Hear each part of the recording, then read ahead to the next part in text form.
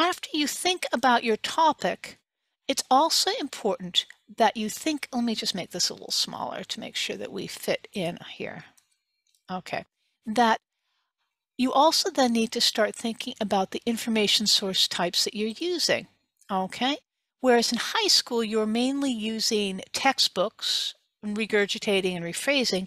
Now, as a beginning scholar, you need to use a wider variety of information sources. And because you're still transitioning from secondary school to university, in this particular class for Language 1003, you're mainly going to be using magazines and newspapers.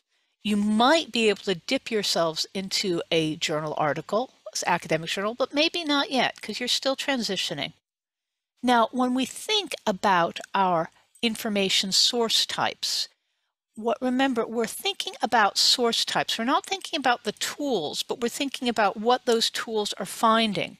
One of the common problems or issues is that sometimes we just find stuff on the web and we don't think about it. Is it a newspaper? Is it a magazine?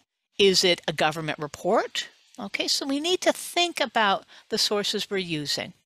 Now, the other thing, and because, again, you're transitioning, at this point in this class, you're going to be using general information, okay? Literature for the general public.